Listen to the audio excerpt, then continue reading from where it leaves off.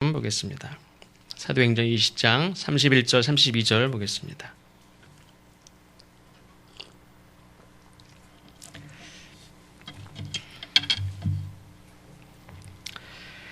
사도행전 20장 31절 32절 같이 읽겠습니다. 그러므로 여러분이 일깨어 내가 3년이나 밤낮 쉬지 않고 눈물로 각 사람을 훈계하던 것을 기억하라. 지금 내가 여러분을 주와 및 그 은혜의 말씀에 부탁하노니 그 말씀이 여러분을 능히 든든하게 세우사 거룩하게 하심을 입은 모든 자 가운데 기업이 있게 하시리라. 아멘. 오늘 우리가 읽은 사도행전 20장 말씀, 특별히 17절 이하에서 마지막까지 말씀은 사도 바울이 3년 동안 사역하던 이 에베소 교회를 이제 떠날 때, 이 에베소 교회 지도자들을 에베소하고는 조금 떨어져 있는 밀레도라는 곳으로 따로 불러서 만나서 하는 이야기입니다. 이 바울은 이 에베소 교회를 떠나면 다시는 만날 수 없을 것이다 라는 판단을 하는데, 이렇게 생각을 하게 된 이유는 이제 에베소를 떠나서 예루살렘으로 갈 계획이 있습니다. 근데 예루살렘에 가면 어떤 일을 당할지 모른다. 왜 그러냐면 그 이전에 벌써 몇 명을 통해서 성령께서 예루살렘으로 가면 고난을 당한다. 예루살렘에 가면 큰 핍박을 당할 것이다. 예루살렘으로 가면 죽을 것이다. 하는 그런 몇 번의 성령을 통해서 주신 말씀이 있습니다. 그럼에도 불구하고 예루살렘으로 지금 가는데 예루살렘으로 가면 어떤 환란이 있을지 모르기 때문에 지금 이제 에베소 교회를 떠나면 이게 마지막이다라는 그런 판단을 하게 된 겁니다. 죽을 수도 있으니까, 그러니까 다시 얼굴을 볼 수 없을 것이 분명하니까 지금 마지막입니다. 그래서 에베소 교회 성도들이 마지막이다. 에베소 사도 바울이 떠나면 마지막이다. 또 예루살렘으로 가서 어떤 일을 당할지 모른다. 이게 지금 마지막 헤어지는 순간인데, 그거를 알면 에베소 교회 성도들이 걱정할까봐 직접 만나지 않고 중직자들만 따로 밀레도에서 따로 불러서 따로 인사를 하는 겁니다. 그 마지막 장면이 36절 이하인데, 제가 읽어드리면 이 말을 한 후 무릎을 꿇고 그 모든 사람들과 함께 기도하니 다 크게 울며 바울의 목을 안고 입을 맞추고 다시 그 얼굴을 보지 못하리라 한 말로 말미암아 더욱 근심하고 배에까지 그를 전송하니라. 그래서 3년 동안 밤낮 쉬지 않고 눈물로 훈계했던 그런 많은 말씀이 있습니다. 사도 바울이 정말 의외로 말이 많아요. 성경에도 보면요, 거의 10장, 11장, 13장에 걸쳐서 이렇게 편지로 다 쓰고 마지막 장에 뭐라 그랬죠? 마지막으로 간단히 말하노니, 앞에 편지를 13장 쓰는 사람이 어디 있습니까? 그렇게 쓰고 마지막으로 간단히 말하노니, 자기가 볼 때는 하고 싶은 말이 너무 많아요.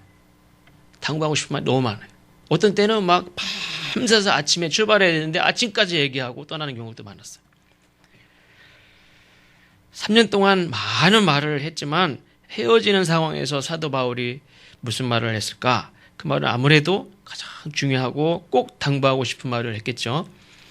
예를 들면 예수님의 말씀 중에서도 제자들과 함께하는 식사로는 마지막 식사의 자리에서 주신 말씀, 누가복음 22장 19절 이하에 보면 이것은 너희를 위하여 주는 내 몸이라 너희가 이를 행하여 나를 기념하라 하신 이 말씀이 제자들과 함께 식사하는 자리로는 마지막 식사의 자리에서 주신 말씀, 이거를 교회 공동체는 그 어떤 말씀보다 중요하게 여겨서 우리가 성만찬을 우리가 꼭 지킵니다. 당신의 몸을 내어주신 그 주님을 기억하고 또 주님의 희생을 기억하는 그런 자들이 그 성만찬 자리를 통해서 그 하나님의 은혜에, 주님의 은혜에 합당한 그런 거룩한 삶으로 살 것을 다짐하고 감사하고 찬송하는 자리가 성만찬 자리입니다. 어쨌든 오늘 말씀도 사도 바울이 이 에베소 교회 성도들과 마지막 만나는 자리에서 당부하는 마지막 말씀이라는 점에서 사도 바울의 많은 가르침 중에서 가장 핵심이라고도 할 수 있습니다. 그러면 그 가장 중요한 마지막으로 당부하는 그 말씀이 뭐냐? 죽으나 사나 성도는 하나님의 말씀을 의지하며 살아야 된다. 그게 결론입니다. 이 32절을 제가 세 번역으로 잠깐 읽어드립니다. 나는 이제 하나님과 그의 은혜로운 말씀에 여러분을 맡깁니다.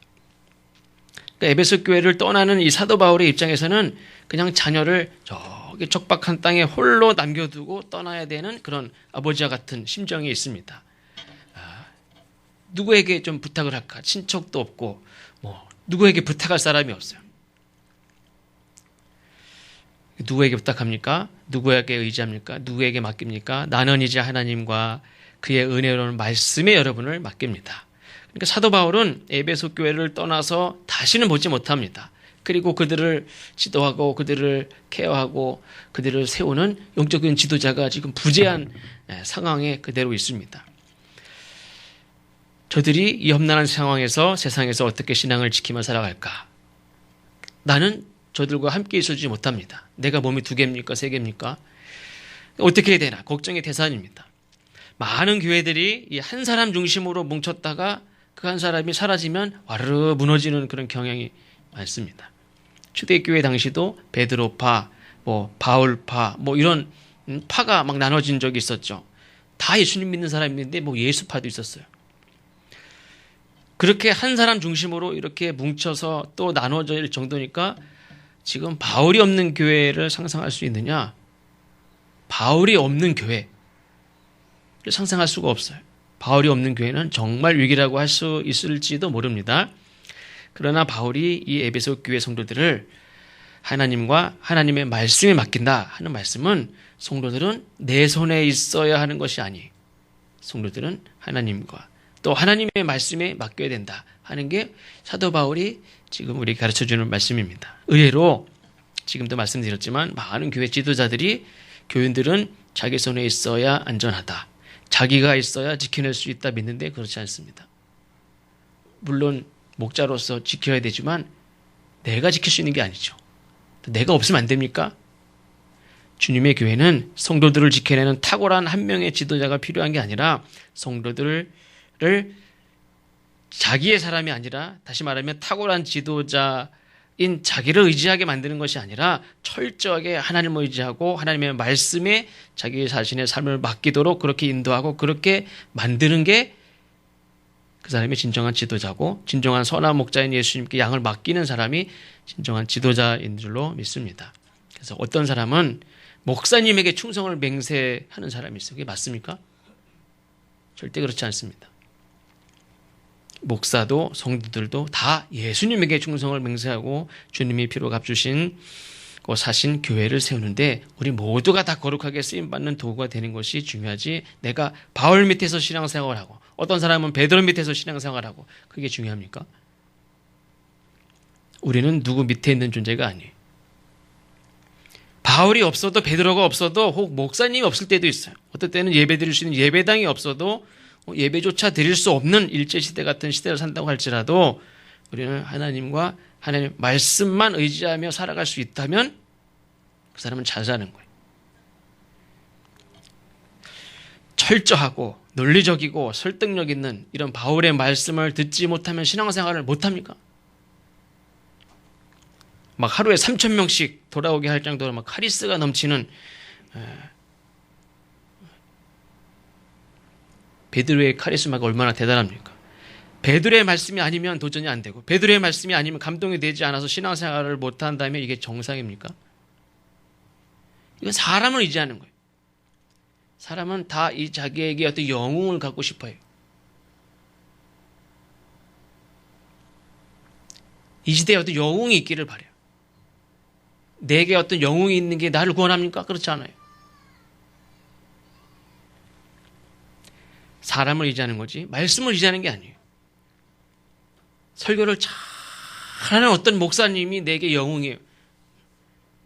그분의 말씀을 내가 듣는 게 내가 구원받는 겁니까? 그렇지 않아요.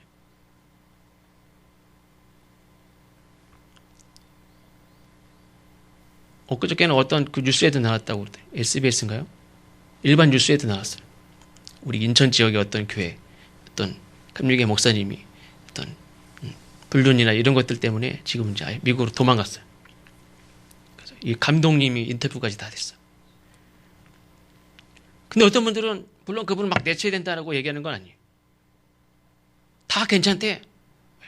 잘생기셨고 설교를 너무 잘하셔. 사람들이 막 모여요. 그 정도면 사생활 그 정도는 봐줘야지. 그렇습니까?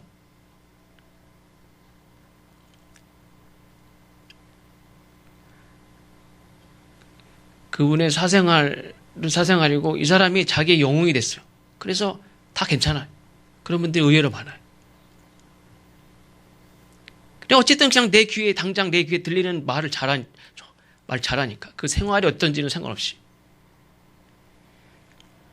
그래서 그분을 누가 뭐라 그러잖아요. 그 사람을 싫어해요.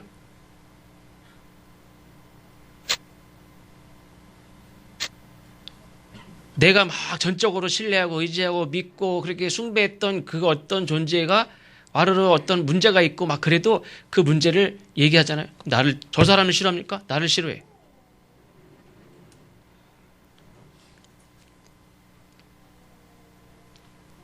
이 시대에 어떤 내가 정말 괜찮다라고 생각하는 브랜드가 있지 않습니까? 근데 거기 어떤 신뢰성이 떨어지는 문제가 있어요. 야, 사실 이 무슨 문제가 있대, 이게. 그러면, 그래? 이런 문제가 있었어? 그럼 그걸 듣습니까? 안 들어요. 내가 좋게 생각하고 있던 걸 다 깨는 그 사람이 위요. 신앙도 그래. 내가 이게 나는 영웅이 필요한 거지. 그 문제를 난 문제를 그거 속에 어떤 문제가 있는데 나 알기 싫어. 나는 그런 영웅을 그런 걸 가지고 살기를 바라는 거예요. 그게 껍데기 신앙이죠. 눈 가리고 아웅하는 거죠. 사도 바울은 두 가지 결론을 내립니다. 하나님의 말씀을 의지하면 하나님의 말씀이 우리를 능히 든든히 세울 것이다. 나를 능히 든든히 세우는 건 사도 바울이 아니에요. 베드로가 아니라 하나님이고 하나님의 말씀이라는 거예요. 사도 바울이나 베드로는 그저 하나님의 말씀을 대언하는 존재. 그들이 전하는 말씀을 의지해야지 그들의 입을 통해서 전해지는 하나님의 말씀을 의지하지 않고 그 사람을 의지하면 되겠습니까? 사도 바울이 베드로가 우리가 언제까지 함께 있습니까? 사도 바울이나 베드로 같은 혹은 교황 어떤 목사님에게 대하는 태도가 중요한 게 아니라 하나님의 말씀에 대한 태도가 더 중요한 줄로 믿습니다.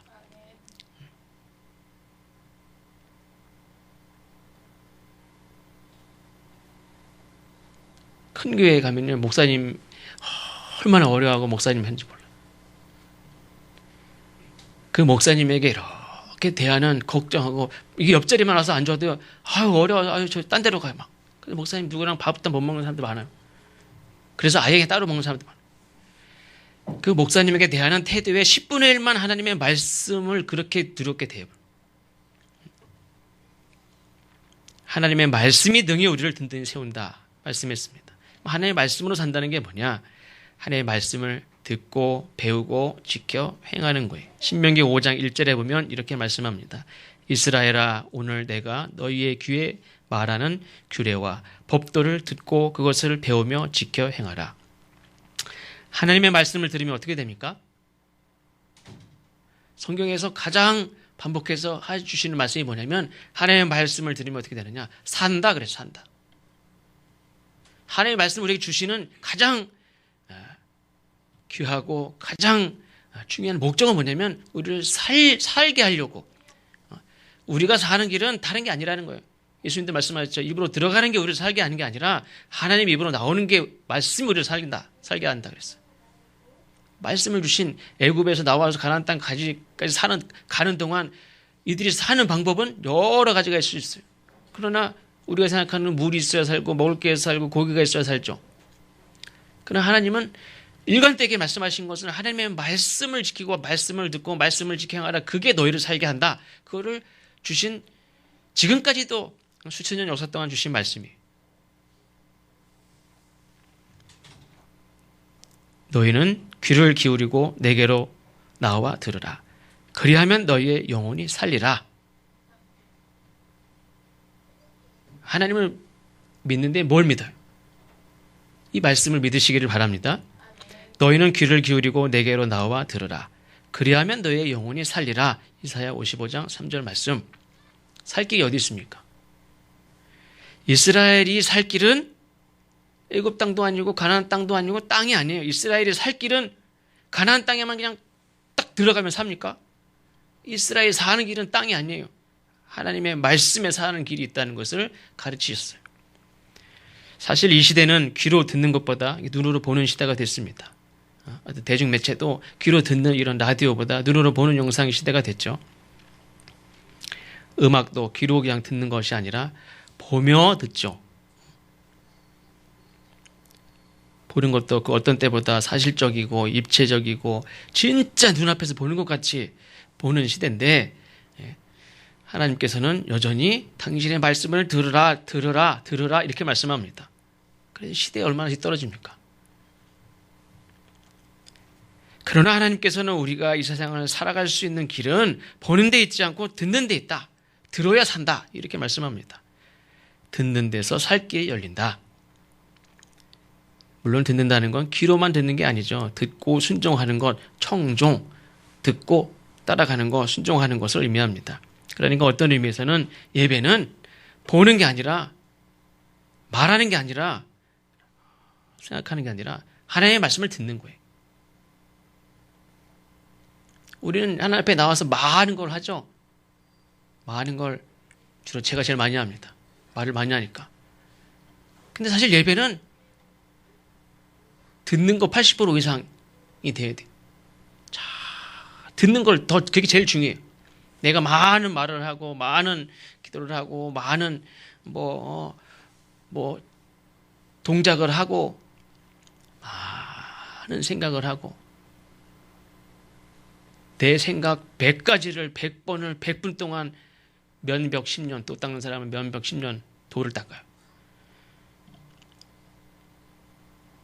그 모든 건 100년을 해도 그것보다 중요한 건 하나님의 말씀을 듣는 게 제일 중요하다는 거예요. 그래야 산다는 거예요. 살 길은 듣는 데 있다는 거예요. 낙심하여 고향으로 돌아가던 예수님의 제자들도 예수님을 만나셨을 때 예수님이 무슨 얘기 하셨습니까? 어떤 퍼포먼스를 했습니까? 그들에게 결국에는 하나님의 말씀을 풀어 설명해 줬어요. 그 말씀을 듣는 가운데 마음이 뜨거워졌어요. 다시 사명의 자리로 돌아갔어요. 마찬가지로 날마다 주님의 말씀을 우리가 눈으로 보지만 우리가 입으로도 이렇게 읽으면서 말을 하면서 읽으면 참 좋아요. 내 입으로 들리는 소리가 하나님의 말씀을 눈으로 보고 내 입으로 말하는 것이 내 귀로 들리는 거. 그러면서 가슴으로 아멘 하면서 말씀을 보는 거예요. 말씀을 듣는 거예요. 말씀을 읽는 거예요. 그렇게 할 때 내 질병도 치유가 되고 내 믿음이 연약했던 것들이 강해지고 죽어가는 인생이 살게 되고 또 오늘 마지막 말씀에도 하나님이 약속하신 기업을 소망하며 살아갈 수 있을 줄로 믿습니다. 오늘 제가 하나님의 말씀을 제가 특별히 이제 시편 119편 말씀 중에서 몇 구절을 제가 읽어드리겠습니다. 주로 많이 들으실 때까지도 들으셨지만 제가 성경 말씀을 읽어드릴 테니까 말씀을 이렇게 귀로 단어 하나하나를까지 잘 집중해서 들으시면 좋겠습니다. 잘 들으실 수 있죠? 애들이 뭐라고 와도 거기 이렇게 선풍기 소리 또 무슨 다른 소리 나더라도 그 한 말씀 한 말씀에 집중해서 그 대신 평안한 마음으로 또 하나님 주신 말씀을 듣는 시간이 됐으면 좋겠습니다. 시편 119편 중에서 제가 조금 길기도 하는데 읽어드리겠습니다. 잘 들으시면 좋겠습니다. 청년이 무엇으로 그의 행실을 깨끗하게 하리까? 주의 말씀만 지킬 따름이니이다. 귀로만 들으세요. 내가 주의 법도들을 작은 소리로 읊조리며 주의 길들에 주의하며 주의 율례들을 즐거워하며 주의 말씀을 잊지 아니하리이다. 주의 종을 후대하여 살게 하소서. 그리하시면 주의 말씀을 지키리이다. 내 눈을 열어서 주의 율법에서 놀라운 것을 보게 하소서. 내 영혼이 진토에 붙어 싸우니 주의 말씀대로 나를 살아나게 하소서. 내 눈을 돌이켜 허탄한 것을 보지 말게 하시고 주의 길에서 나를 살아나게 하소서. 주의 종에게 하신 말씀을 기억하소서. 주께서 내게 소망을 가지게 하셨나이다. 이 말씀은 나의 고난 중에 위로라. 주의 말씀이 나를 살리셨기 때문이니이다. 내가 주의 의로운 규례들로 말미암아 밤중에 일어나 주께 감사하리이다. 고난당하기 전에는 내가 그릇 행하였더니 이제는 주의 말씀을 지키겠나이다. 고난당한 것이 내게 유익이라. 이로 말미암아 내가 주의 율례를 배우게 되었나이다. 주의 말씀의 맛이 내게 어찌 그리 단지요. 내 입에 꿀보다 더 단이이다. 주의 말씀은 내 발의 등이요 내 길의 빛이니이다. 나의 생명이 항상 위기에 있사오나 나는 주의 법을 잊지 아니하나이다. 내가 날이 밝기 전에 부르짖으며 주의 말씀을 바라싸우며 주의 말씀을 조용히 읊조리려고 내가 새벽녘에 눈을 떴나이다.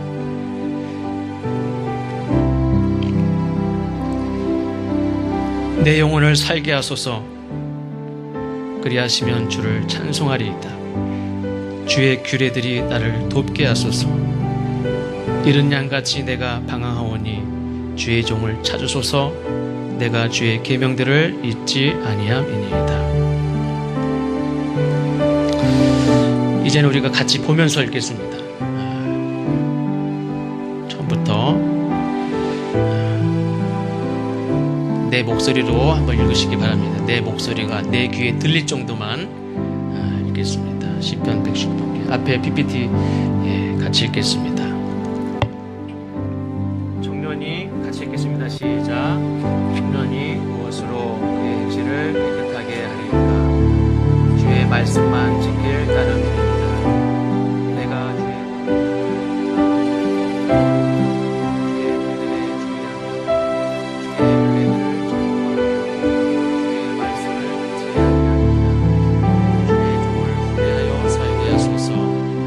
하시면 주의 말씀을 지키리이다. 내 눈을 열어서 주의 율법에서 놀라운 것을 보게 하소서.